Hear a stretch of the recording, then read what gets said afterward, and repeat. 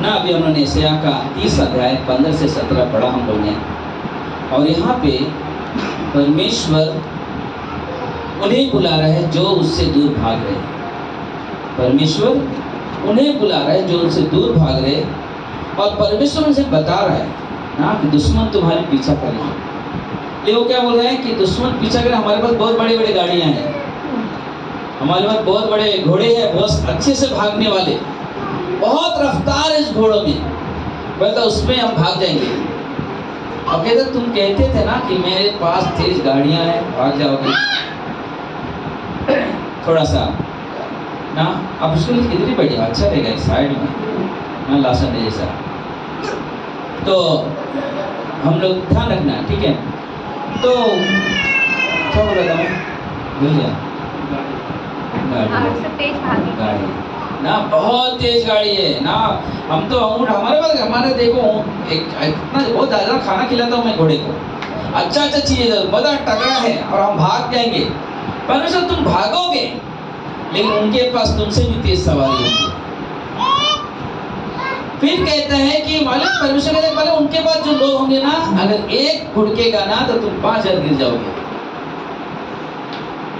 अगर 5,000 घुड़का दिखा होगा, मतलब तुम ऐसे बन जाओगे, मतलब चिन्ह रह जाता ना, अरे यहाँ पे किसी को एक बार मार दिया गया था, मतलब तुम्हारा जीवन ऐसा हो जाएगा कि कुछ टीलों के झंडा और बता ना कि एरिया जीत लिया, झंडा गाड़ दिया, अरे हाँ देखो यहाँ इनका कब्जा हो गया, मतलब कि तुम्हारा जीवन वैसा हो जाएगा कि टीलों के समान, टीलों के समान हो जाएगा तुम्हारा जीवन। इसलिए परमेश्वर कहता है लौट आने में तुम्हारी भलाई है। परमेश्वर बुलाता है, बोलता है परमेश्वर बुला रहे, लौट आओ, लौट आने में तुम्हारी भलाई है। बोलते कि परमेश्वर ने यहूदा के असूर के राजा से सुरक्षा रखा, उन्हें संभाला, और उन्हें सुरक्षा की प्रतिज्ञा की वाचा भी दिया, मैं तुम्हें संभालूंगा, तुम चिंता मत करो, मैं तुम्हें संभालूंगा, मैं तुम्हारी रक्षा करूंगा, तुम्हें मिस्र की ओर देखने की जरूरत भी नहीं पड़ेगी, तुम्हें उस तरफ जहाँ पे तुम कैद थे उसकी ओर तुम्हें देखने की जरूरत नहीं पड़ेगी, तुम्हारा ध्यान मेरी तरफ केंद्रित करूंगा, और मैं तुम्हें संभालूंगा, मैं तुम्हें संभालूंगा, मैं तुम्हें सुरक्षित रखूंगा।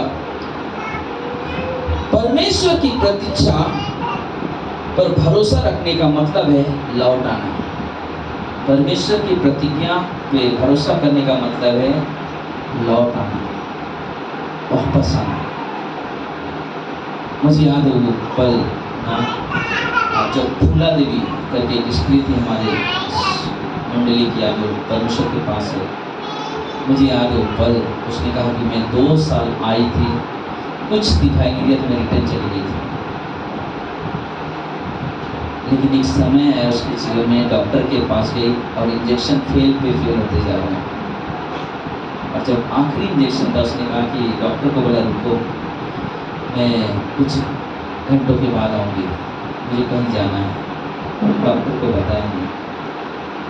और तभी मैं 53 से मैं कोयना में ले रहा था, और वो घर ढूंढते हुए सुनील की मम्मी मिल गई, उनसे उन्होंने नंबर लिया, नंबर लेकर आप मिलने के लिए उन्होंने एक चीज़ कहा, उन्होंने कहा कि मैं बहुत निराश हूँ, मैं बच्चे के लिए आई थी अपनी कलीसिया में, और 2 साल तक मुझे कोई उम्मीद दिखाई नहीं दिया,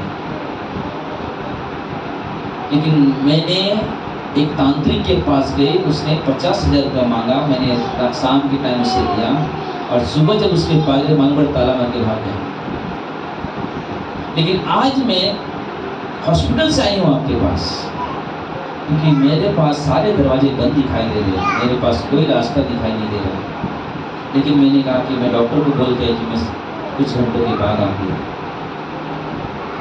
एक ही चीज़ का हवाले में, तुमने अपने लिए बहुत बड़ा भलाई किया, क्योंकि मालूम है जहाँ संसार के ज्ञान खत्म हो जाते ना, वहाँ परमेश्वर अपना काम करता है। हालेलुया, वहाँ परमेश्वर काम करता है। और उस औरत ने उस दोनों आए पति पत्नी, प्रार्थना हुआ, प्रार्थना होने के बाद जब गए, मालूम पड़ा कि वो परमेश्वर ने गुड न्यूज़ दिया, 9 महीने बाद एक बेटी हुई। इसलिए बोलते कि हमारा काम कर, हम उतावले ना हो, हमें तुरंत कुछ होना चाहिए। आप 2 साल आया, रियली मैं कभी उनसे बात कर रहा, आप 2 साल आया, लेकिन परमेश्वर चाहता था थोड़ा और इंतजार करो। जब अब्राहम 100 साल इंतजार कर सकता है, सारा 90 साल में एक बच्चे को जन्म दे सकती है, तो हमारा अभी उम्र क्या हुआ है? परमेश्वर अपने चमत्कार के लिए हमें रुकना सिखाता है और कहता है तुम भागो मत, मेरे पास लौट आओ और उसमें ही तुम्हारी भलाई है, बाकी कहीं भलाई नहीं है। इसलिए जरूरी है कि लौट आओ। लौट आने का मतलब और एक चीज होता है कि परमेश्वर के करीब आ जाओ। प्लीज थोड़ा सा ध्यान रखेंगे आप लोग ना।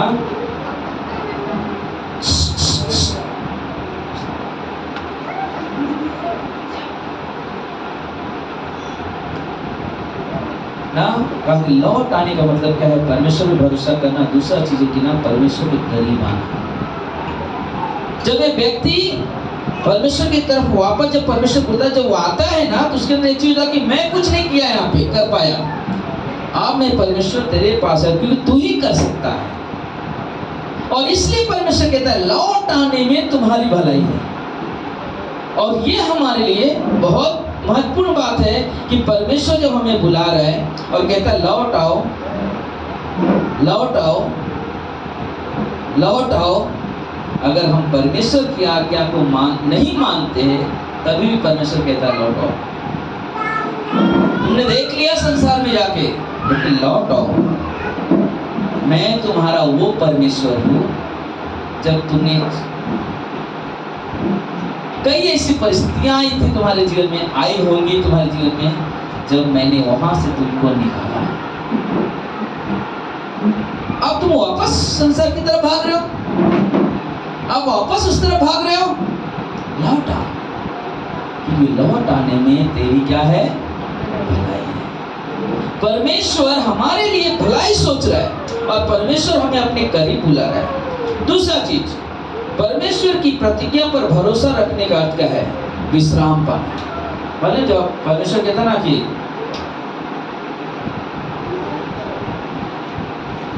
यशायाह 41:10 ना, क्या कहते हैं? मर्डर,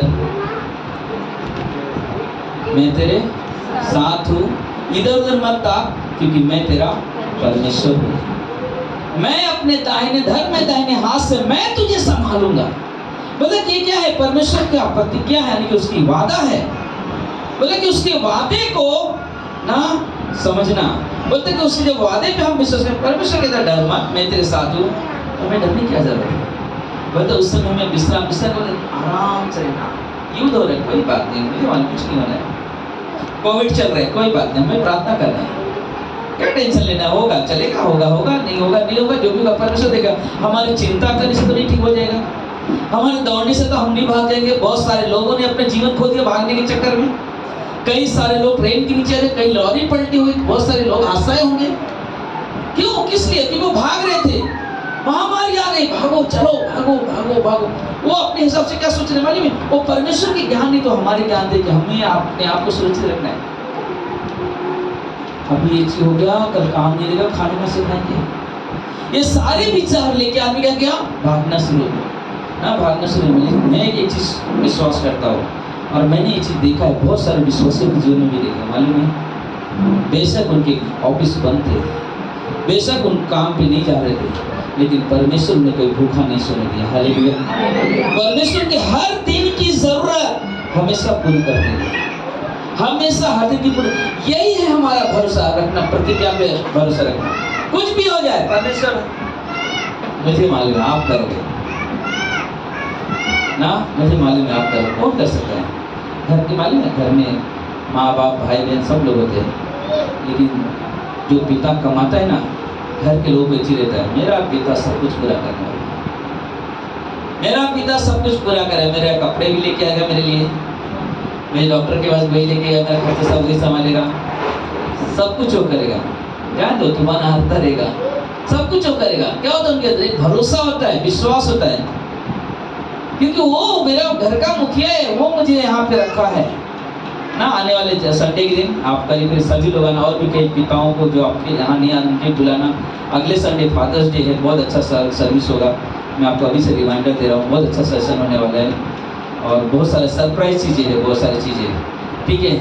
तो जो डैडी है, डैडी के भी डैडी होंगे, तो उन सबको ना इनवाइट करना है। तो इस मंडे से मैं सबको कॉल करके बताऊंगा। तो एक ही चीज़ है कि जब हमारे पास कोई रहता है तो हमारे पास एक संतुष्टि होती है ना, हम आराम से रहते हैं ना, टेंशन नहीं कैसे चलेगा ना, कैसे करें मालूम नहीं ना, क्योंकि अरे बच्चे जब पिताजी से बोले पापा मुझे समोसा खाना है, बेटे को ये नहीं मालूम कि पापा के पास पैसा है कि, लेकिन उसको मालूम है मिलेगा, है ना, वो बोलता है मुझे चाहिए। आजकल के समय में बाइक फैशन चला तो पापा मुझे बाइक चाहिए, पापा थोड़ा सा कोशिश करेगा उसको समझाने की, और क्या होता है थोड़ा सा जिद कर लेगा बच्चे को, लेकिन वो देखेगा पापा की लगता है बेटी की ज़रूरत है, क्योंकि जॉब पे अगर जाएगा तो उसको ज़रूरत है, शायद इसके लिए मांग रहे हैं। तो पापा कहेगा कैसा भी ला के, किधर से भी ला के, उसको क्या करेगा। तो बेटा के अंदर क्या है, पीस है ना, शांति, आराम से पड़ा हुआ है, बस उसकी जब भी जरूरत है मांग रहे हैं, परमेश्वर आप मेरा पूरा करो। मतलब हम विश्वासियों का जीवन में ऐसी है, हमारा बनाने वाला परमेश्वर हमारे साथ है। जब उसने कहा कि मैं यहोवा जायरा, मैं उपाय करने वाला परमेश्वर हूँ, तो हमें क्या चिंता करने की जरूरत है। वो हर एक चीज क्या करेगा, उपाय करते जाएगा, हर एक चीज उपाय करेगा, हर जरूरत पूरा करेगा, क्योंकि वो हमारा परमेश्वर। इसलिए वो कहता लौट आने में तुम्हारी भलाई है। तीसरा चीज, परमेश्वर के वचन पर भरोसा रखने का अर्थ है उसके मार्ग को पकड़ कर चलना। परमेश्वर पे भरोसा रखने का मतलब है उसके वचन को पकड़ के चलना। बोलते कि अगर हम परमेश्वर के वचन को पकड़ के चलेंगे ना, मैं कहता हूं कि आप हमेशा एक चीज करोगे, मालूम आपके जीवन में जब भी कोई चीज है, परमेश्वर के वचन को मैंने देखा, मैंने आजमाया, मैंने परखा कि परमेश्वर का वचन सच्चा है, उस वचन के द्वारा वो हमें संभालता है, वो वचन के द्वारा हमारी जरूरत पूरी करता है। हमारे जीवन में बहुत सारी चीजें आती है, लेकिन वो क्या करता है, हमें संभालता है। जब परमेश्वर आपके पक्ष में है तो आपको चिंता करने की कोई जरूरत है क्या? नहीं, परमेश्वर हमारे पक्ष में है और वो हमारी जरूरत पूरा करेगा। हमारी परिस्थितियों में एक ही चीज करना है, हमें बस शांत रहना है और उससे बात करता रहना है। परमेश्वर पर भरोसा रखो, परमेश्वर पे भरोसा रखो, चलते चलो। चौथा चीज है कि परमेश्वर की प्रतिज्ञा पर भरोसा रखने वाले का अर्थ है विश्वास। बता, आप जब वचन पढ़ते हो, हमने पिछले संडे भी कहा था, हम वचन सुनते हैं, लेकिन उस वक्त में हमारा जरूरत है कि हम उसमें अपने विश्वास को मिलाएं, तब हम पवित्र आत्मा के पक्ष में काम करते हैं, या हम पवित्र आत्मा के पक्ष में सोचते हैं, उनके साथ सोचते। क्यों? क्योंकि हमने जो सुना उसमें क्या किया, हमने क्या मिलाया, विश्वास। अगर विश्वास नहीं मिला रहे तो हमारा सुनना भी व्यर्थ है। अगर हमने विश्वास नहीं मिलाया तो हमारे यहाँ बैठना भी व्यर्थ है। क्योंकि जब हम यहाँ पे सुन रहे हैं कि परमेश्वर कहता है कि लौट आने में तुम्हारी भलाई है, तुम भागोगे कि मेरे पास बहुत अच्छी अच्छी चीजें में सुविधा है, मैं चला जाऊंगा ना। योना भाग रहा था, उसे मालूम भी नहीं, उसको लगा सब कुछ परमेश्वर की योजना में हो रहा है। वो भागा ना, आज ही हम लोग भागा तो नाव खड़ी है पहले से, उसको क्या रहे, परमेश्वर ने सब उपाय किया मैंने ना, नाव में बैठ गया, कुछ तो गया, क्या हो गया, नाव डूबने लगी ना, नाव डूबने लगी। अब क्या हो गया, अरे ये क्या हो रहा है मेरे साथ ना, चिट्ठी डाला जा रहा है, नाम उसका निकला, अब क्या होगा, मुझे पानी फेंक दो। बोलता कि आप मुझे एक जिंदगी चलो छोड़ दो। परमेश्वर बोलता मैं तुझे ऐसा नहीं छोड़ूंगा। परमेश्वर वहां पे मछली भेजता, उससे निकल लेता, और मछली के पेट में परमेश्वर जब उसको रखता है, बोलता कि मछली के पेट में रहते हुए उसे मालूम पड़ता है कि परमेश्वर का भवन किस दिशा में है। और मछली के पेट, सोचो कितनी बड़ी मछली थी कि वो योना उसमें घूमता है मछली के पेट में मंदिर की दिशा की ओर और प्रार्थना करने लगता है, और फिर वो मछली को आज्ञा देता है, परमेश्वर जाकर उल्टी करते हुए बाहर निकलता है। वो क्या सोचा, मुझे उस जगह पे नहीं जाना है। अक्सर मालूम है, ये जो जगह है ना, परमेश्वर का जो भवन है, कहते कि यहाँ पे जो चीज मुझे मिलेगा ना, संसार में नहीं मिल सकता। संसार में हमें पैसा मिलेगा, पैसा से आप अपनी जरूरत पूरी कर सकते हो, अपने कपड़े ले सकते हो, अपने ज्वेलर्स ले सकते हो, अपना घर ले लोगे, बंगला बना लो, कार ले लोगे, लेकिन मालूम है पैसे से आप अपनी जिंदगी नहीं खरीद सकते हो। पैसे से आप अपनी जिंदगी नहीं खरीद सकते हो, क्योंकि आपको जिंदगी बचाने के लिए जिंदगी बनाने वाले को जरूरत पड़ती है। तो उस समय मुझे जरूरत पड़ेगा कि परमेश्वर कहाँ हो तुम। पहले हमारा काम क्या है? परमेश्वर पे भरोसा रखना, परमेश्वर पे उम्मीद रखना। परमेश्वर को मालूम है कैसे पूरा करना है, और परमेश्वर उस चीज को क्या करेगा मालूम है, पूरा करेगा। इसलिए अपने जीवन में कोई भी तकलीफ, कोई भी समस्या हो, परमेश्वर की प्रतिज्ञा को हमेशा याद रखो ना, हमेशा याद रखो। क्योंकि यशायाह के 7:14 क्या कहता है? परमेश्वर का क्या दिया? यीशु का नाम है इमैनुएल। इमैनुएल का मतलब क्या है? परमेश्वर हमारे साथ है। मतलब आपके जो भी परिस्थिति आ जाए, मतलब हर परिस्थिति में एक चीज विश्वास रखो, परमेश्वर मेरे साथ है ना, परमेश्वर मेरे साथ है। वो मुझे जानता है, वो मुझे जानता है, मेरे कदमों को जानता है, मेरे अंदर जो सोच है, मेरे दिमाग में, मेरे मन में जो सोच है, उसे भी वो जानता है। और वो देख के ना अपने हाथ भी बढ़ाता है। अगर आप परमेश्वर पर निर्भर हो और परमेश्वर के साथ चलते हो, परमेश्वर आपको हर परिस्थिति में कड़ी लगा देगा। हवा जोर से चल रहा है, इसकी वजह से ना, जब आप परमेश्वर के साथ हो, परमेश्वर के साथ चलते हो, परमेश्वर पर भरोसा रखते हो, तो देखिए परमेश्वर हर वक्त आपको संभालेगा, हर समय आपका ध्यान रखेगा, हर समय आपका ध्यान। आप किस परिस्थिति में हो, क्या कर रहे हो मालूम नहीं, लेकिन परमेश्वर कहता मैं हमेशा याद तुम्हें सब करूँगा। इसलिए एजिकियल की 36:11 में कहता है, मैं तुमको प्राचीन काल के समान बनाऊंगा, लौट आओगे तो मैं पहले के जैसा तुम्हें और अच्छा बनाऊंगा और पहले से अधिक तुम्हारी भलाई करूंगा, तब तुम जान लोगे कि मैं ही यहोवा हूँ। हालेलुया। परमेश्वर कहता है लौट आओगे, मैं तुम्हारे साथ वो रिलेशन रखूंगा, वो बर्ताव करूंगा, वो संबंध बनाऊंगा जो पहले से भी कहीं अधिक है। मैं तुम्हारी भलाई करूंगा। कड़ी लगा दो, कड़ी लगा, इसका बात कड़ी लगा दो, खुद बात। बस बस बस, थैंक यू ना। क्या कर बोल रहे हैं परमेश्वर कि मैं तुमको प्राचीन काल के समान बनाऊंगा और पहले से भी अधिक तुम्हारी भलाई करूंगा, तब तुम जान लो कि ये मेरा परमेश्वर ना, ये मेरा परमेश्वर है। हम लोग देखते हैं कभी कभी इंसान है ना, कि किसी की गलती मिल जाए तो उसको बहुत बड़ा लेके चला जाता है। पौलुस लिखता है गलातियों के 6 अध्याय में, अगर कोई व्यक्ति गलती करता हो पकड़ा जाए, कोई भी गलत काम करते हो पकड़ा जाए, तो बोलते कि पहले उसे समझाओ। आप समझा रहे, नहीं समझ में आ रहा है तो एक व्यक्ति को और दो। जब भी नहीं समझा 4 व्यक्ति को, नहीं समझ आ रहा है फिर कलीसिया में अनाउंस कर दो कि इस व्यक्ति से समझ कर लेना, ये आदमी सही नहीं है। इसलिए ताकि वैसा जीवन कोई और न जी सके। लेकिन एक चीज और कहता है, अगर तुम समझदार हो तो ऐसे को पहला चीज क्या करो मालूम है, उन्हें सिखाओ। उन्हें क्या करो? सिखाओ। क्या सिखाओ? परमेश्वर की बातें सिखाओ। गलातियों के 6:6 कहता है, जो वचन की शिक्षा पाता है वह सब अच्छी वस्तुओं को सिखाने वाले को भागी करे। जो भी व्यक्ति वचन की शिक्षा पाता है, सीखा है, भले कि दूसरे को भी क्या करो उसमें भागी करो। देखो आज मैंने क्या सीखा, देखो आज मैंने क्या सीखा। हम सोचो कभी कभी ऐसा होता है कि ना हम लोग 4 लोग आए, कोई नहीं आया, घर का परिवार के सदस्य नहीं आए कलीसिया में, हमारा काम क्या मालूम है? आज मैंने जब घर पे जाऊँ, आज मैंने क्या सुना, आज मैंने क्या सुना, उससे मैंने क्या सीखा आज के संदेश से, बोलते कि वो जानना हमारे लिए जरूरी है, वो जानना हमारे लिए जरूरी है ना, वो जानना हमारे लिए जरूरी है। आगे क्या कहता है 7 में, धोखा ना खाओ, परमेश्वर ठट्ठों में नहीं उड़ाया जाता, क्योंकि मनुष्य जो कुछ बोलता है वही काटेगा।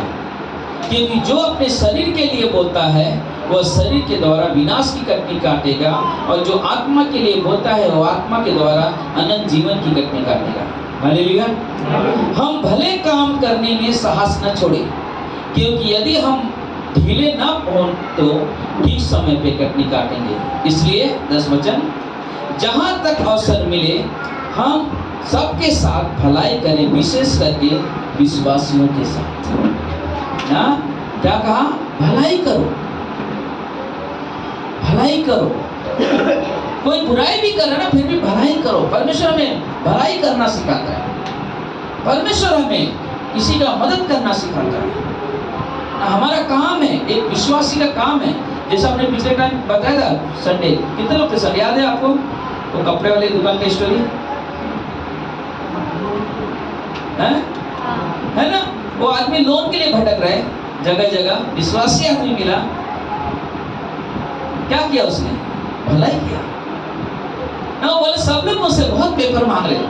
बोला आप सर, आप टेंशन मत, खाली बताओ, हम प्रभु यीशु को मानने वाले लोग हैं, जितना हो सके ना, मैं आपको कितना चाहिए लोन बताओ, पूरा करके दिया।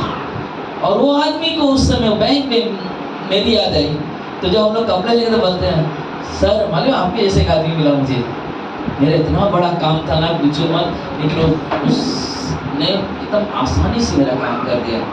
तब मुझे लगा, तब मुझे एक दिन याद आया आपको कि आपने दुकान पे आते हो ना कभी कभी कपड़ा लेने, मतलब वो भी एक क्रिश्चियन है। देखो क्रिश्चियन का स्वभाव ऐसा होता है, एक दूसरे का मदद करना। सच में ये विश्वासी की पहचान है। आप जहाँ भी हो, किसी के आप खड़े होगे ना मदद के लिए, वो आपको जिंदगी भर याद रहेगा। शायद आपके पास पैसे नहीं है, लेकिन मालूम है दुख में जब आप ऐसे कंधे में कंधा मिला खड़े रहोगे ना, वो सबसे बड़ा पैसा है। क्योंकि उस वक्त आप उसके साथ कंधे से कंधा मिलाए हो जब उसका कंधा काम नहीं कर रहा। और एक विश्वासी की सबसे बड़ी मजबूत और सबसे बड़ा निर्णय यह है कि दुख में किसी के साथ बदलना, कंधे से कंधा मिला के चलने वाले हैं। सुख में तो कोई भी आ जाएगा, हालेलुया, या कुछ कोई भी आके आपके साथ में कुछ बात कर लेगा मीठा मीठा, लेकिन उस पल उस समय होता है जब कोई दुख में आए, जब कोई समस्या से घिरा हो, तो उनके साथ खड़े रहना सीखो, उनके साथ खड़े रहना सीखो। यीशु मसीह के जीवन को देखो, सब लोग सता रहे, लेकिन यीशु मसीह क्या बोला क्रूस से? इन्हें क्षमा करना। ये उसका नेचर है, उसका स्वभाव है। क्योंकि वो वहां से ना, वो जो शब्द कहा उसने, वो हमारे लिए सबसे बड़ा आशीष था। उसके जीवन से हमने सीखा कि वो क्या किया, हम बुरा कर रहे हैं लेकिन वो हमारे भलाई के बारे में सोच रहा है।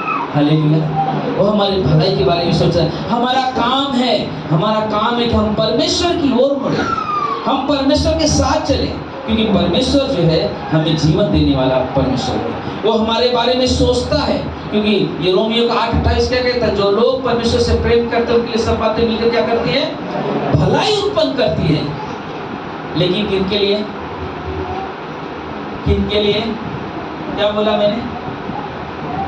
अरे डर भी क्यों? क्या बोला मैंने? जो परमेश्वर पे विश्वास करते हैं। हम जानते हैं जो लोग परमेश्वर से प्रेम रखते हैं उनके लिए सब बातें मिलकर क्या करती है? भलाई को उत्पन्न करती है। अच्छा लगा ना? अच्छा लगा ना? सब ये अध्याय खोलो, 1 मिनट खोलो, रोमियो 8 अध्याय खोलो, 28 वचन मिला?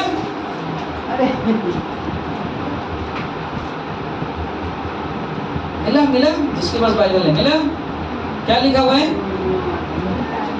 जोर से। हम जानते हैं कि जो लोग परमेश्वर से प्रेम रखते हैं। भाई आपकी आवाज कम हो गई, अभी गला जाम है। निर्भय पढ़ो। हम जानते हैं कि जो लोग परमेश्वर से प्रेम रखते हैं उनके लिए सब बातें मिलकर भलाई को उत्पन्न करती है ना? क्या बोला? भलाई को क्या करती है? आगे का बहुत महत्वपूर्ण है उससे ज्यादा। आप देखो, पढ़ो।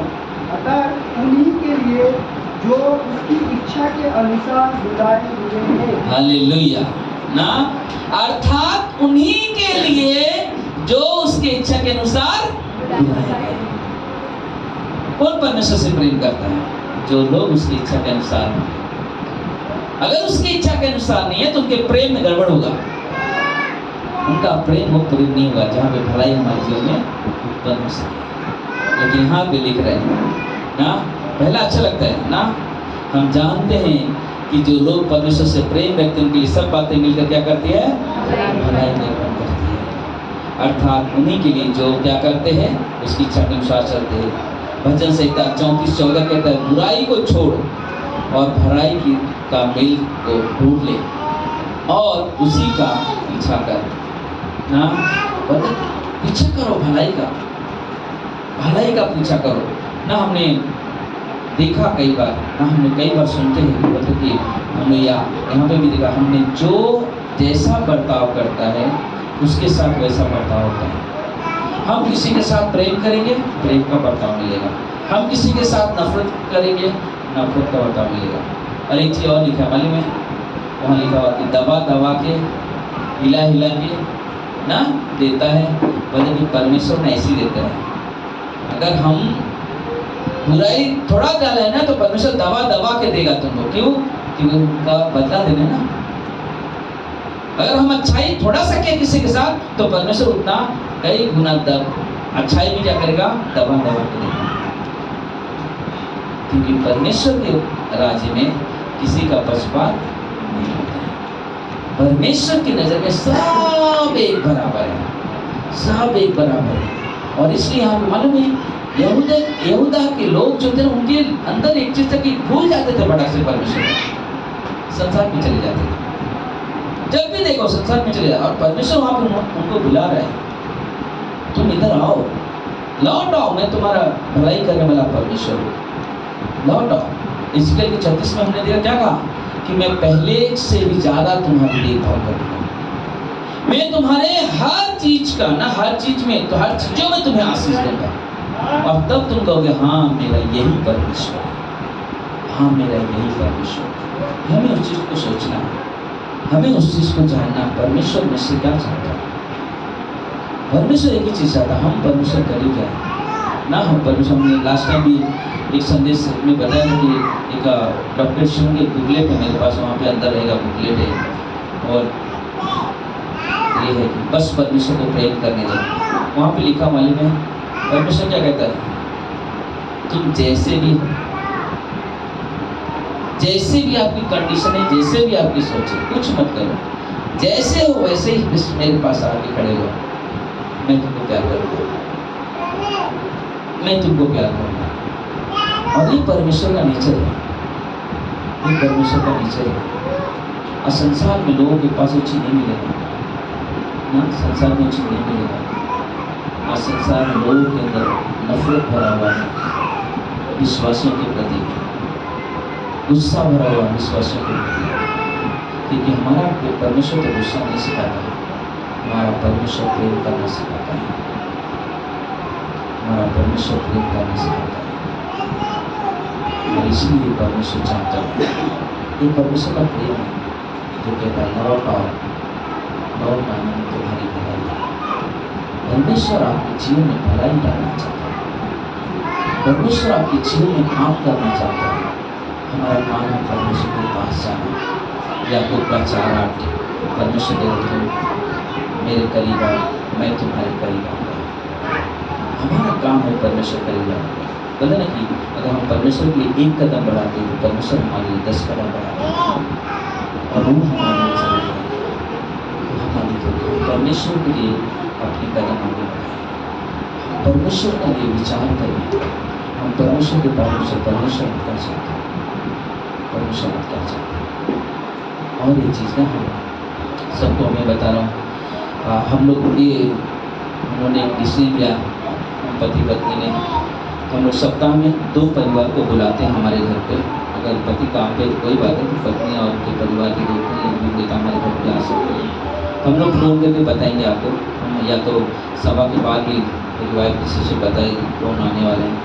तो सप्ताह में 2 दिन और 1 दिन एक परिवार, ताकि हमारे एक ही उद्देश्य वाले में आपके लिए प्रार्थना करें। एक प्रार्थना ऐसा था, हम सबके लिए ना, सबके लिए हम हर दिन कर रहे हैं। मेरे पास अच्छे लोग जन है, खुशी और उनका भाई हर दिन आ रहे हैं हमारे घर पे, और हर दिन हम लोग सबके लिए प्रार्थना हो। लेकिन हम लोग ने एक और चीज़ सोचा, क्यों ना व्यक्तिगत प्रार्थना में सब लोग को बताना नहीं पड़ता, लेकिन हमारे अंदर एक बोझ परमेश्वर लेकर आए कि हम आपके साथ प्रार्थना करना चाहते हैं। लेकिन मैं आपके घर पे नहीं आऊँगा, आपको मेरे घर में आना पड़ेगा। हम बताएंगे, समय बताएंगे, और उस समय में आपको हमारे घर पे आना और हम सब बैठ के साथ आपके लिए प्रार्थना करेंगे। पिछले सप्ताह में एक परिवार को बुलाया, प्रार्थना किया, दूसरा परिवार को, इस बार भी हम इस सप्ताह में भी बताएंगे, 2 परिवार को बुलाएंगे और हम आपको बता देंगे। तो आप अपना समय बता देना और सही रहेगा क्या, जो भी समय हम बताएंगे उसके आधार पे आप। लेकिन जब हमको बताया जा रहा है तो प्लीज़ हमारा एक ही रिक्वेस्ट रहेगा कि आप आओ, आप आओ, क्योंकि मालूम है एक पास्टर होने के नाते, प्रभु का दास होने के नाते मैं नहीं चाहता आप समस्या में पड़े। परमेश्वर ने बोझ दिया हम लोग को, और ये हमारी भी सेवा है जो परमेश्वर को दिया है। हम आपके बारे में सोचते हैं क्योंकि परमेश्वर हम लोग हमारे बारे में सोचता है, और परमेश्वर चाहता है कि हम लोग की दुआ करें। कितने लोग तैयार हैं इस चीज़ के लिए?